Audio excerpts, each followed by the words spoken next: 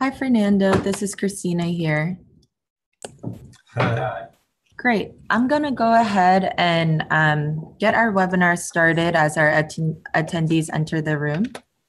So Okay. hi, everyone. This is Christina Jang from ITDP, and we welcome you to our webinar today. Before we begin, there are a couple of things to note. Yes, this webinar is recorded, and both the recording and PowerPoint will be available to you online within 2 weeks on our website. I will also be sending links for download after our webinar today. To interact with our hosts, we encourage you to use the Q&A function on Zoom, which is either on the top of your bottom of your screen.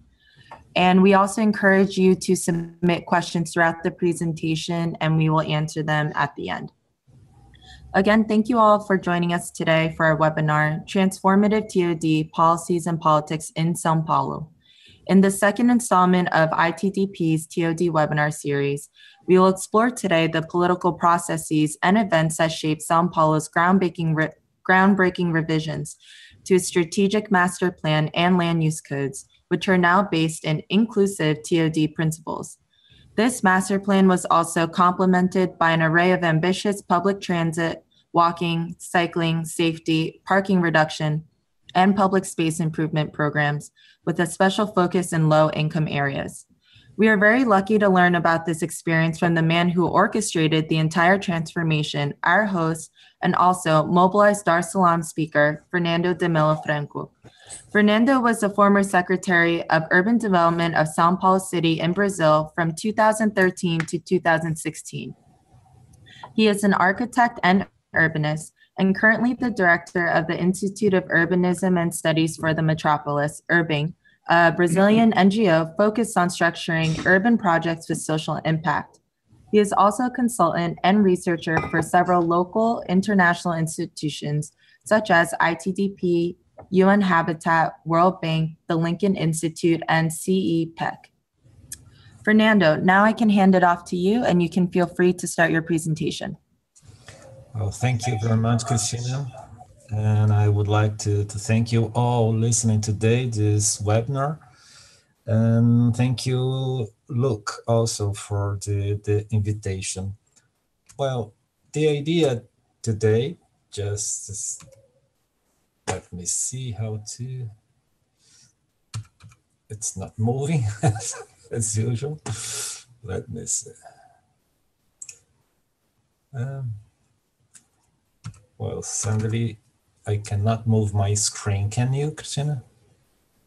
I suggest minimizing your screen and then maximizing it again. Sometimes it freezes.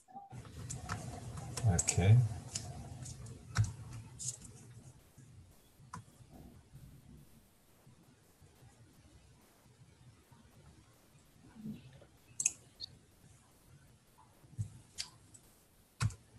Okay.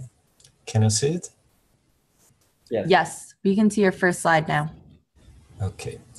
Well, the idea today is take São Paulo case as a discussion for think about what the right to mobility means in terms of the right to the city.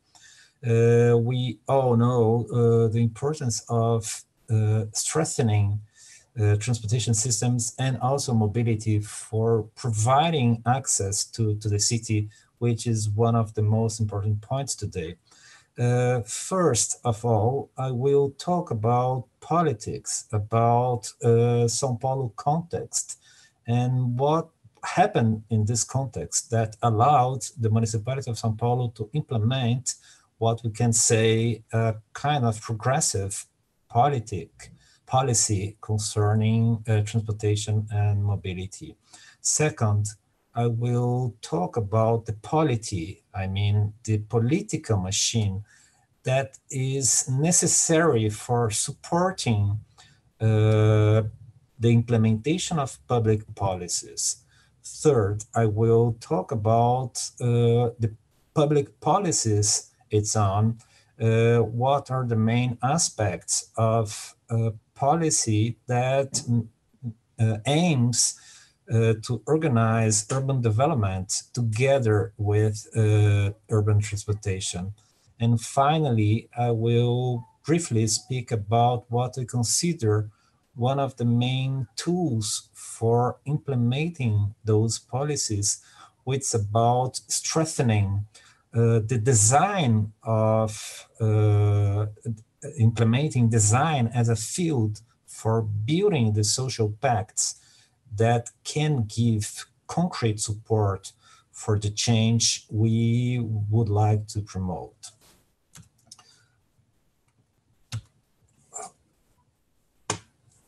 Again, it's not moving.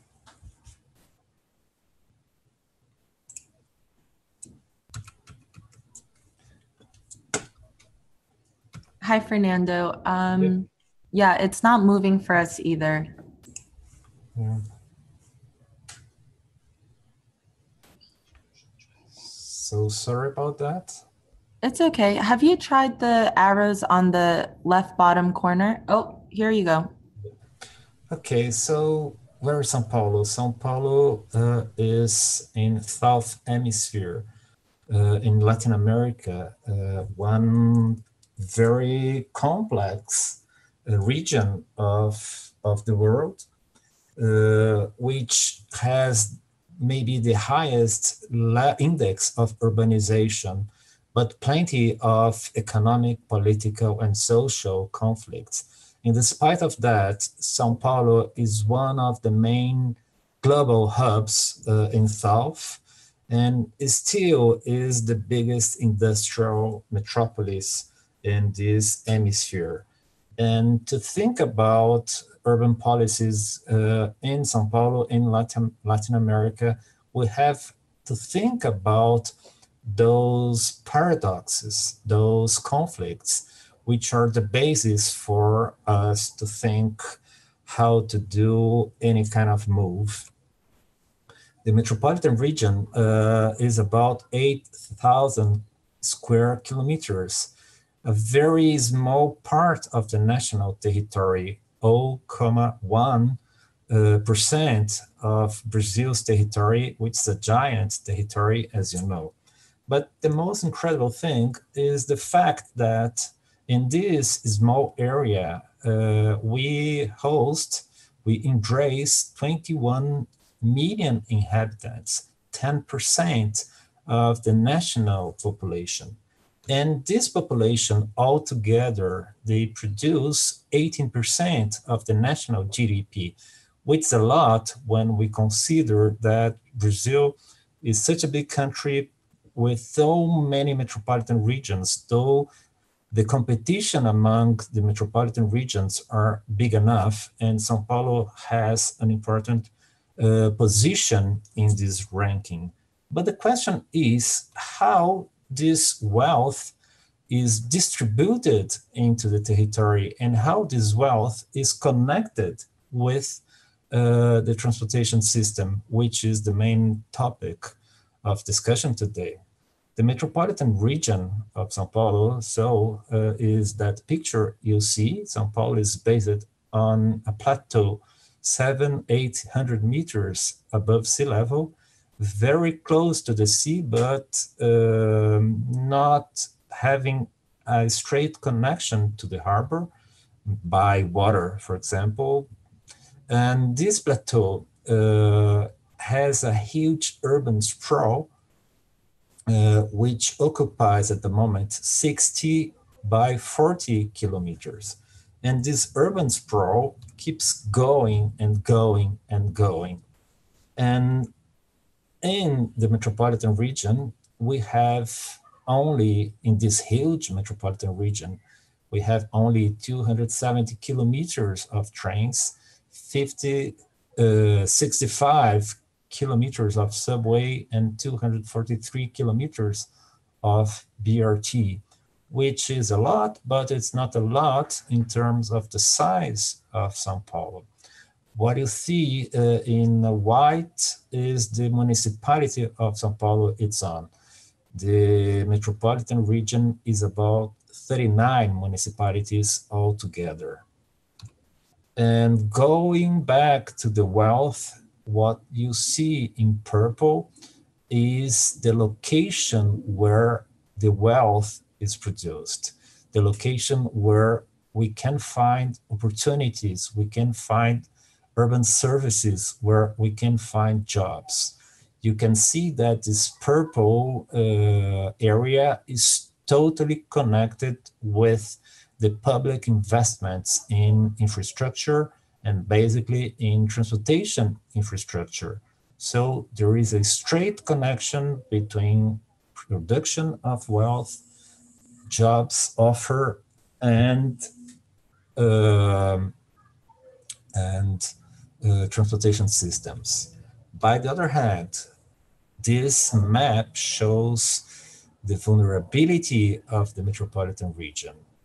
You see a huge mass of plots all going, exploding and getting out of the metropolitan sprawl all the time, which has no opportunities, regions where you can find jobs and a good way of living, health, security, and so and so, and where public investments don't reach.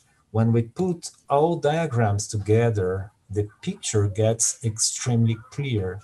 We have territorial, social, economic segregation. We have a dramatic picture of inequality, and this inequality creates all kinds of imbalances, of dysfunctionalities, of these economies that, although in despite of the fact Sao Paulo produces and produces well, the life of the population doesn't correspond to its capacity of creating economic wealth. And we have to change this picture, of course. The question is, when we look at this map shows in blue where the city is losing population, where in 2013, the population growth will be negative. And this picture shows that where public investments are, where transportation systems are, where wealth is produced, we are losing population. And it means that the population is being exposed, is being punished out from the main centralities of the city. The same happens when we look at the age of the population, because in the dark blue, we also see in the most privileged areas the fact that the population is getting old and old and old. And this means that there is no replacement of young people, of new generations, where the opportunities are being offered. And this is the typical NIMBY, not in my backyard picture, that shows people living in the best neighborhoods of the city, which are exclusively for residential uses, not for services or for commerce. And there is a very strong movement in the city that aims to keep these central areas with low density, with no mixed uses, and so and so. Although they are small in number, they are extremely important in terms of the political scenario of the city.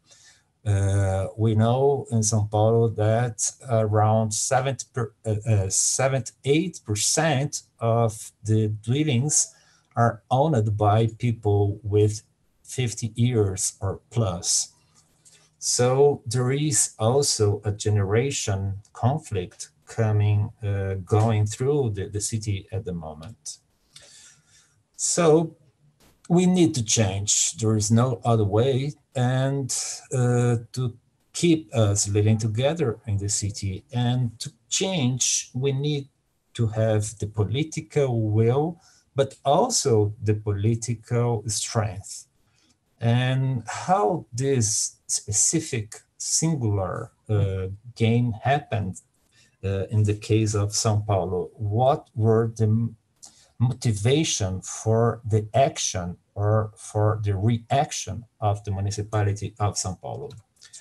In 2013, we had a huge social movement, so many protests in Sao Paulo that sprawl all over the country, motivated by the fact the municipality and the state of Sao Paulo raised the transportation fare in 20 cents, and the population get totally nuts because they didn't want this price. Why not? Because they consider that the capacity, the right to mobility is the right to the city.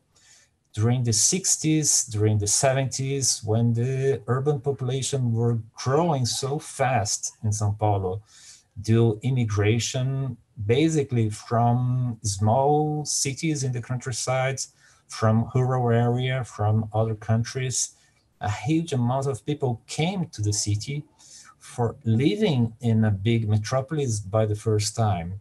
They had no urban culture at that moment. The only thing they wanted to was an opportunity to work, to get money, and to live. And housing was the main agenda for the right of the city.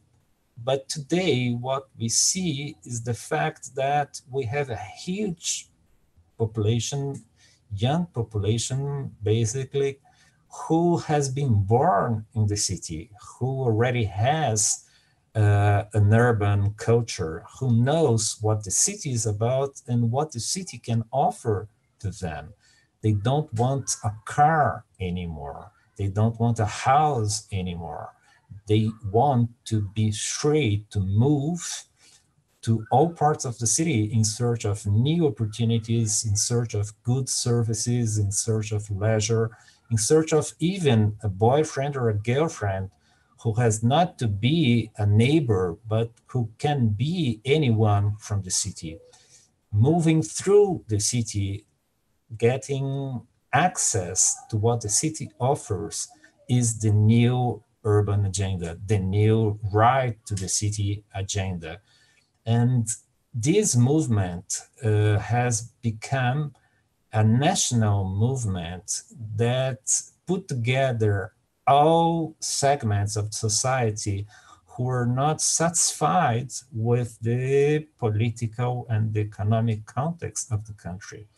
And this movement gets so strong and so big that the governments needed to react, needed to get answers, to provide answers to the population. And what Sao Paulo did at that time? Well, Sao Paulo recognized that now, besides the will of promoting change, the government could have the strength, the power to implement the change. So what happened was a huge number of actions focused on the promotion of a better mobility quality. And we enlarged to 513 kilometers of exclusive bus lanes, 42 new bus corridors. The municipality implemented a night bus network, which is extremely important for all the people who work at night, with a considerable number of people in a metropolis like Sao Paulo. And we also implemented gratuity for students and elderly people, and implemented ride sourcing regulation, because among the 5 top cities for Uber, for example, Brazil has 2 cities, Sao Paulo and Rio de Janeiro. And we do believe that there is a connection between economic crisis and the increasing of people looking right sourcing as a way of generating wealth, although this kind of production is extremely precarious. But the municipality finds this question also extremely important to regulate. And 4 kilometers of cycling network plus 1 million square meters of new paths, basically in the periphery where they had no pavement at all. And the municipality implemented a road safety program and also put LED lamps in the periphery because this is extremely important for increasing security for this population, and implemented also open city program, which is about the promotion of public space in the city, and also an open street program, which is about transforming the use of the streets during weekends and holidays for the benefit of leisure, of the leisure of the population. Well, those were the reactions, and I like the word reactions because I don't think a municipality, a government has only to imagine new policies, but has also to react, to respond to population's demands, but to make this institutionalized, to support those actions, we need a polity. We need to strengthening a machine that supports all those actions. And here you see the frame of all the municipal agencies at the time, 27 municipal agencies, somehow showing how fragmented is the political field. But the question is, where was the agency responsible for setting the urban policy of the city?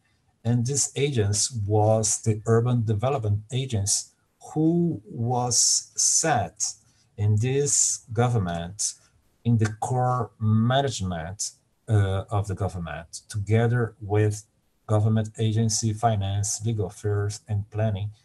And this is extremely important because for this municipality, the territory was as important as finances and as legal affairs, because all the policies somehow, sometimes they get to the ground, and the territory is what organize or not all the policies, and we need to organize all the sectorial actions into the territory. And this was one of the main goals of this this municipality, I guess.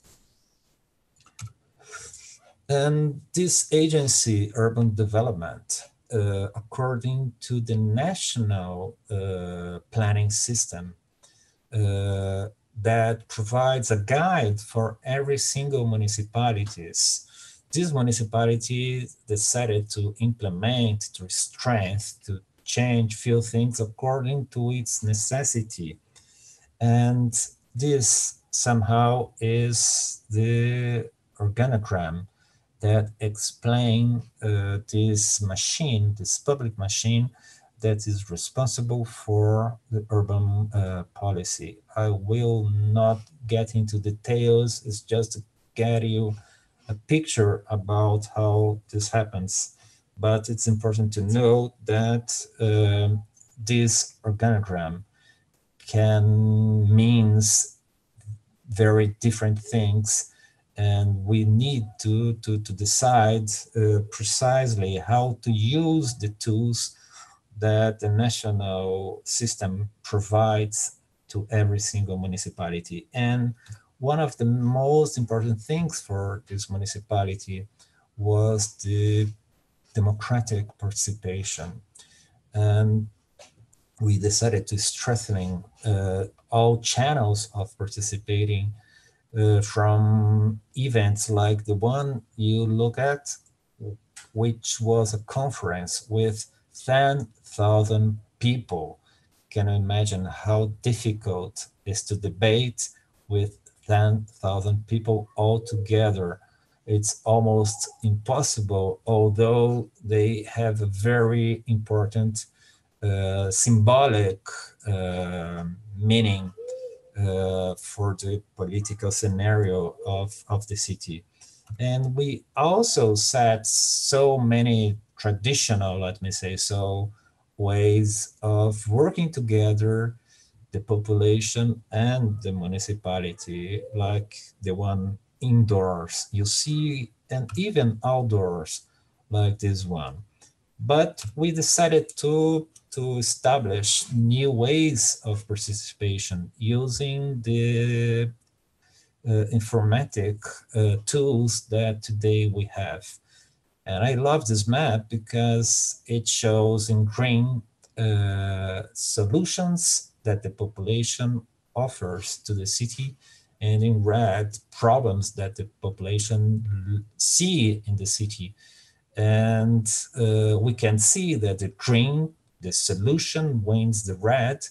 And it's very interesting to use those tools for promoting more and more social participation. And one of the best tools I can tell you was the one which allowed the population to debate and to propose even propose ideas, alternatives, even to decrease in laws, acting on the line by line of the original proposed project of law. And this makes the debate extremely solid, extremely substantive, and takes out the subjectivity, the rhetoric of the political debate also. Well, since we have the machine, we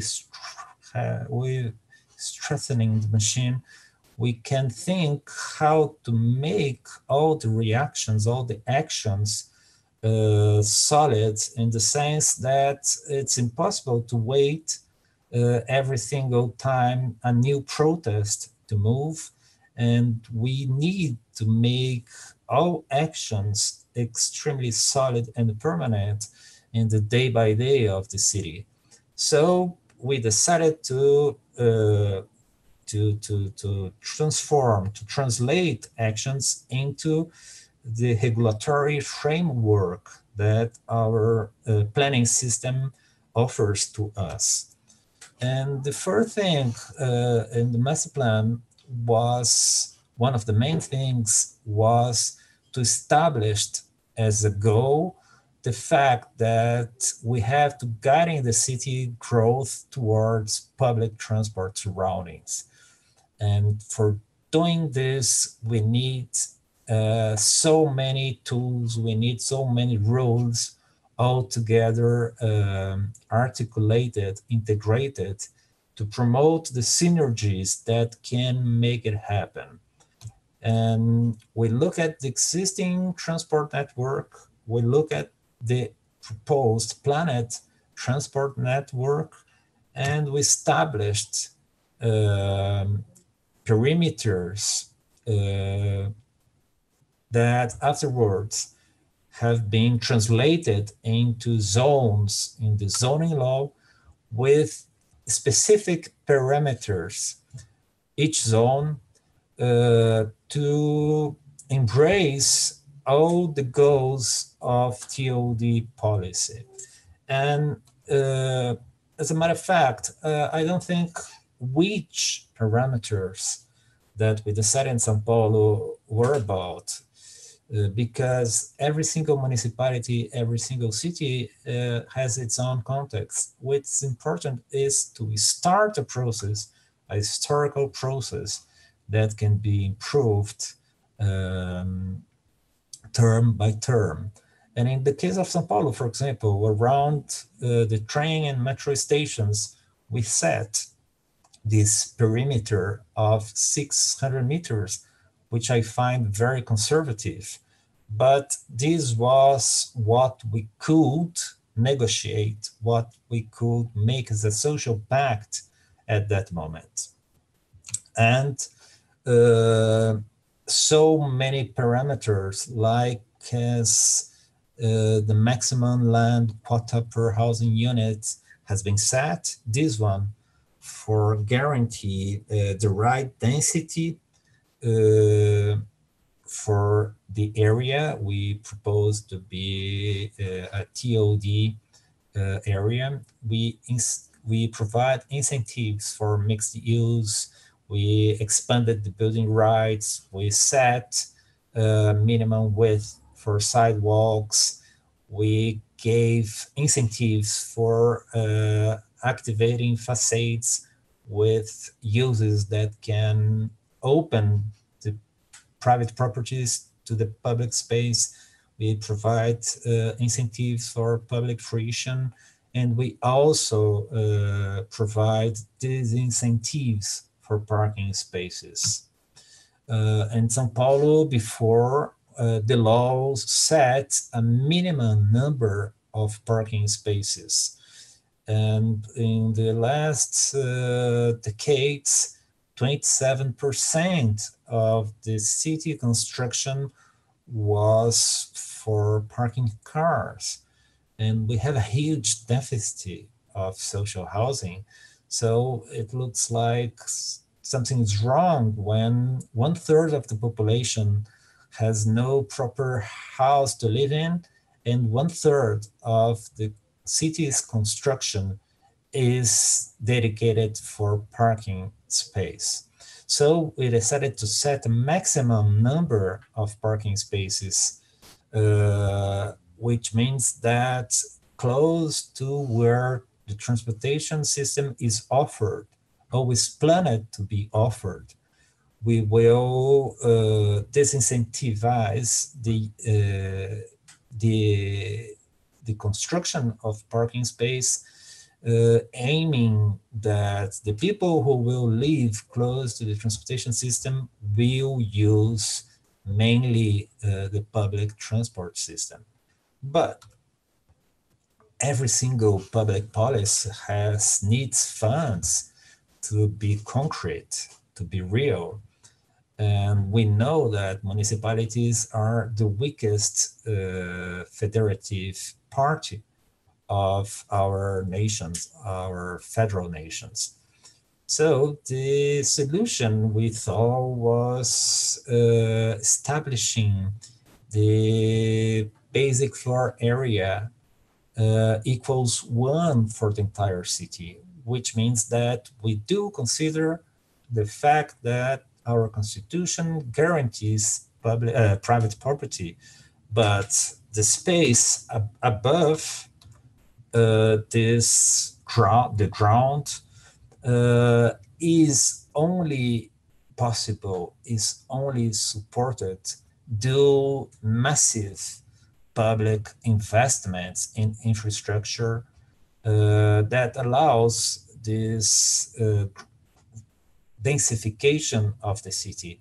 And we consider that the value that the public investment provides to a plot doesn't belong to the one who has not invested on the infrastructure. So this is a commonwealth.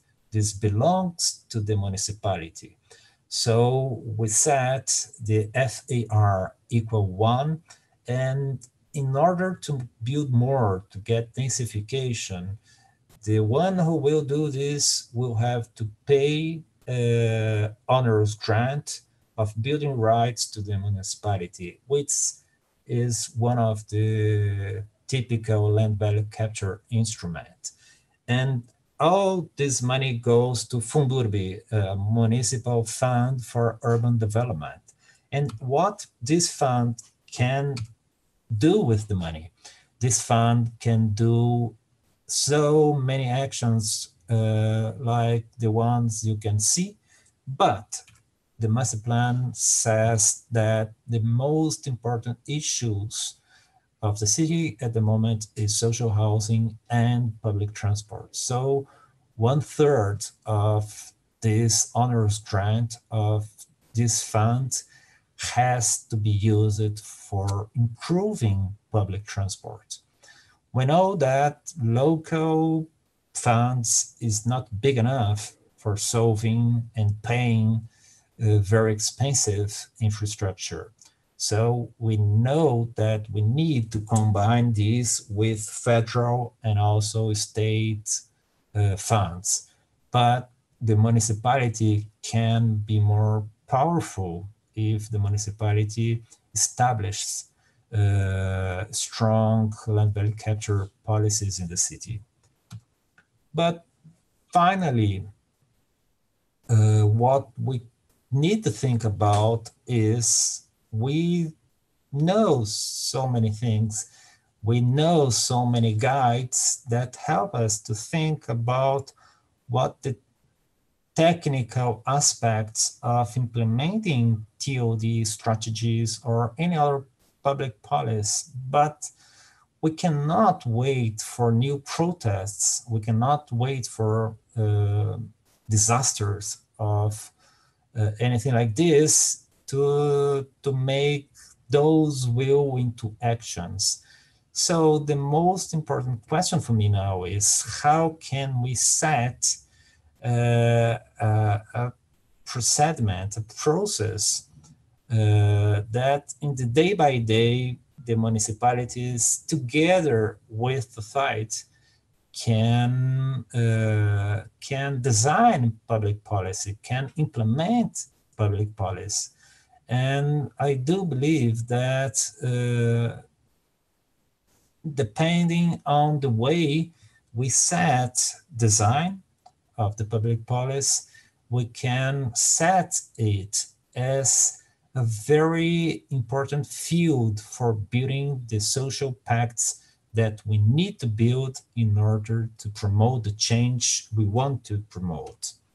So at the end of the day, I see this diagram as one among so many other alternatives to set a solid way of creating a field for building those pacts, which means a field that consider design the one who will articulate spatial modeling, economic modeling, regulatory modeling, political articulation, and also the plan of governance, which means how to keep the actions into time. And I think that institutions such as ITDP, among so many others, are the ones who are very able to work as facilitators, to work as the ones who will guide this very complex and conflictive orchestra. But this is the field where conflicts and solutions can appear in a better way of trying to solve the conflicts and addressing solutions to the problems we face all the cities in the world at the moment. Thank you very much. Great. Thank you so much, Fernando. And to our audience, we will start taking some questions for Fernando. I see one has been submitted, but to start off, considering the current status and turmoil that Brazil's politics is in right now, do you have any recommendations for how to maintain these policies such as TOD and public transit when there are changes in governance structures? Well, the only way is looking at the polity, is looking at this political and the planning system, the political and the planning machine, and transform into an effective system supported by laws, but also supported by the possibility of society and the very diverse range of groups of interests to truly participate in the process of building pacts, aiming what the city wants for their own context. Great, thank you. We have a question here from Vikas. What measures can we take to control total population density in the city when we are giving higher density near major transport routes, but these routes are very limited in the city?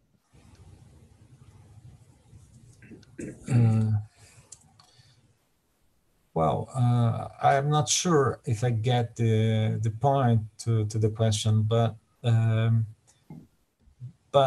in a city like Sao Paulo, we have so many opportunities in terms of space to transform the pre-existing city, basically the industrial fabric, which is now obsolete. So we don't have to change the consolidated neighborhoods. Let's keep memory, let's keep the aims, the demands of the population who already lives in the neighborhoods. But we have a huge industrial park that is in movement and that offers in extremely well located positions opportunities for densification close to the transportation system, because the industrial tissue is totally connected with the train and also with the roads. So it's an extremely well located position. But the question is not about space, but about price, I guess. How can we avoid gentrification of the city? How can we allow the social mix in the entire city? And we know, and this is a global problem, that housing is a crescent issue. It's very difficult more and more to be in the cities that can offer the best in terms of services and jobs and so on. So I don't have the solution for this, of course not, but we have few tools that can guarantee, at least try to guarantee, inclusionary process. In terms of São Paulo, we have one tool called social interest zones, who guarantee a land stock for promoting social housing in well-located areas. We also have another tool who notifies the lands who are not being used to be back to the market, to allow the re-densification of the city and not the continuous urban sprawl. And we have also inclusionary quota in the city. Just in the beginning, nothing really strong. But in despite of all those tools, I think that mobility is still extremely important, because nobody wants to be set in a fixed place for the rest of the lives. Life moves, changes every single second. So flexibility is necessary, and mobility follows flexibility. And more than providing densification, we also have to provide the ways of accessing, of linking every single part of the city. Great. Thank you so much, Fernando. Another question we have is, how has this Sao Paulo model been replicated in other cities in Brazil, or perhaps inspired other cities to take on the same model? Well, Sao Paulo has been always a model for the rest of Brazil. Although the scale and the complexity of Sao Paulo doesn't fit with the other cities' reality, including big metropolis, such as, for example, Fortaleza, which is the fifth biggest metropolis in São Paulo, but it's extremely different from São Paulo. So I think São Paulo can be the sign of the possibility of the political change. And São Paulo is a kind of guide, technically speaking, and also because we can say that techniques is almost universal, but politics is always local, is always unique somehow. So the question is how São Paulo can stimulate other places that it's absolutely impossible to make big changes. We can look at the city as a historical process, and we need to set the goals, the target that we can reach in the first steps before we're moving so forward so fast. So somehow cities like São Paulo, not only São Paulo, but can be a kind of lab where things can be tested and then be used as references for other contexts. Great. Thank you, Fernando. For the next question, it's from Peter. Where is Sao Paulo in its development phase regarding bike and transit modality? For example, integrating bikes into high-level transit with first and last mile solutions. Well, it's moving forward. For example, we had a huge strike a few days ago where truck drivers didn't get access to gas supply.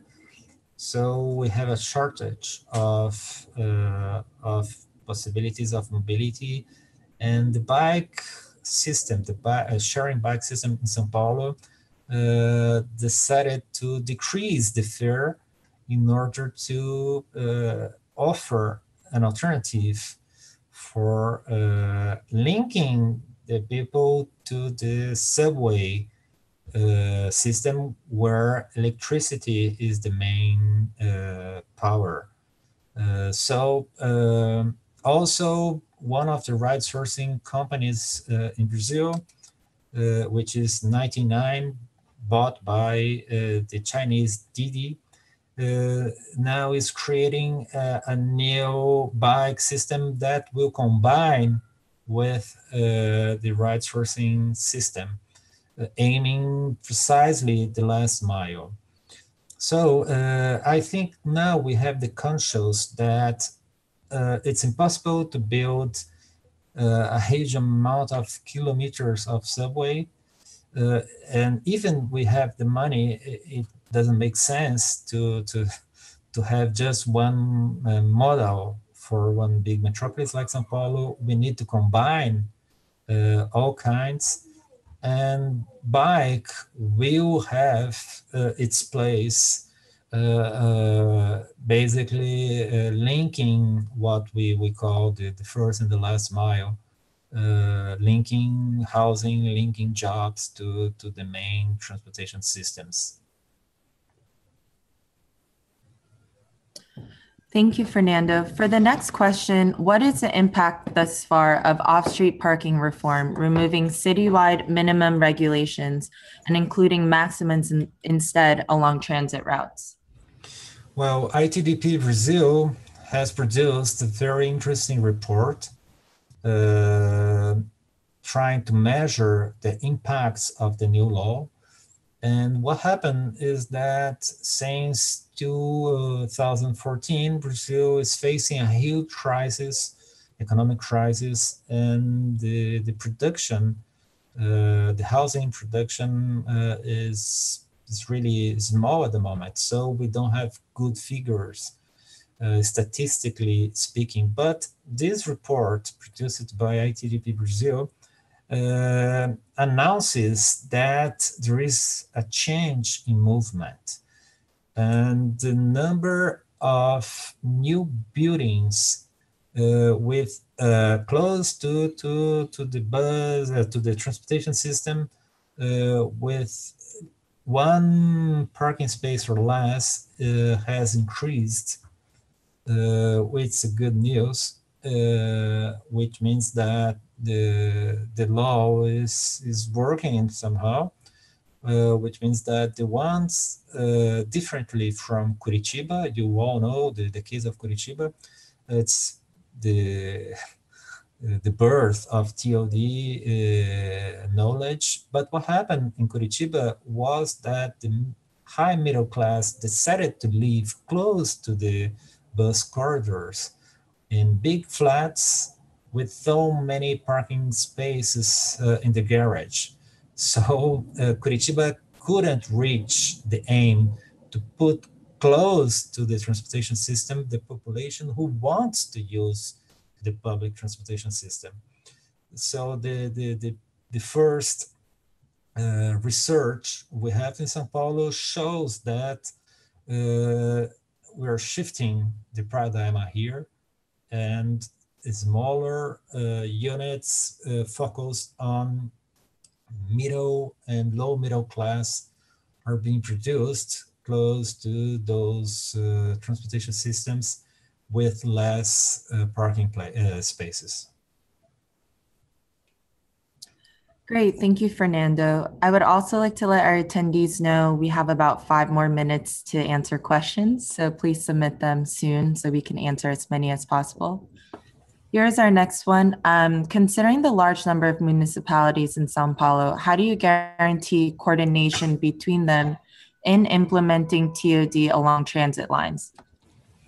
Well, that's a fantastic question. We don't have a metropolitan governance, which is very problematic, because mobility is not a local issue. What we have is that the federal government approved a law called Metropolis Statuto, which obliges every single metropolitan region in Brazil to produce a metropolitan plan that will provide the basic support for the beginning of metropolitan governance. So this is our next challenge. Great. Here we have a question from Luke. Can you tell us how the LVC mechanism works? Is there a risk that a free FAR1 and anything above carries a fee may encourage low density sprawl? How does it work in low income areas? I lose the beginning of the question. Christina, can you? Land value capture. Yes. Sorry. How it works? Can you say again, please? Yes. Can you tell us how land value capture mechanism works, the one you explained in your PowerPoint? Well, we have several instruments in Sao Paulo. One is honors grant, but we also have CEPACs, which is a title for specific urban operations, and we have contribution for improvement, and so many other ones. The most important ones are honors grant, the one I showed, and CEPAC.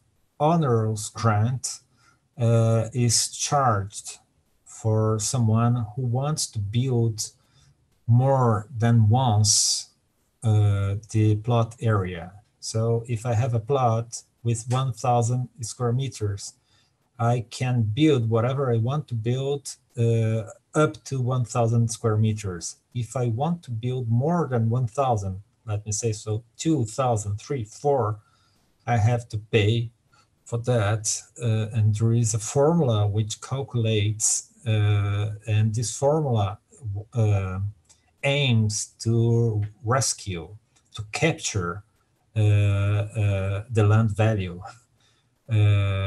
that has happened due public investments in infrastructure, parks, whatever.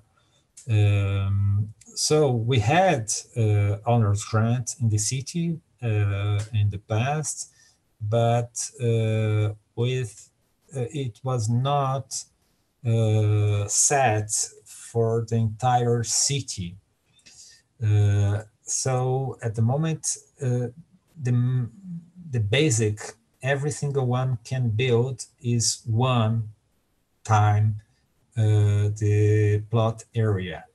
But we have planning factors. So when we go to the periphery, and if we want to build more than once, for example, for producing social housing, the planning factor is equal to 0. So for building social equipments, social housing, and specific uses that is extremely important for the public policy, you don't have to pay, and you get the rights to build more than once the plot area.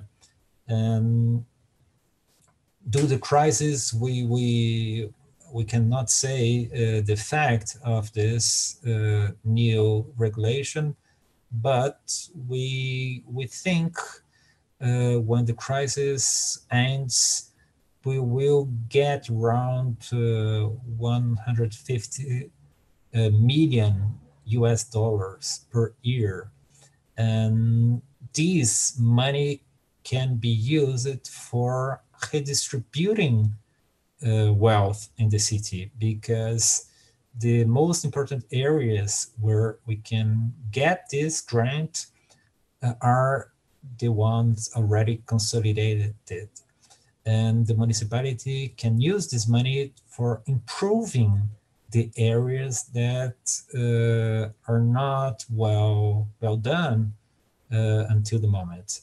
In the sense that this can be used for equalizing the infrastructure and the opportunities for the entire city, if this is the political will.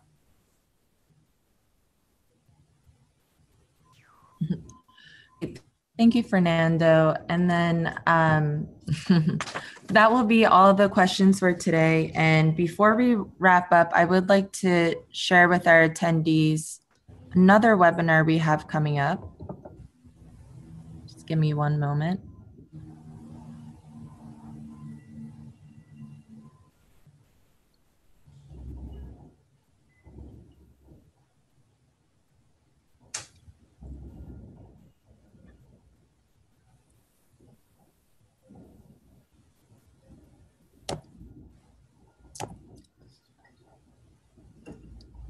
Sorry, just give me one moment.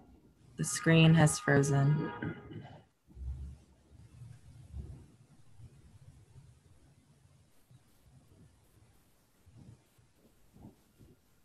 Okay.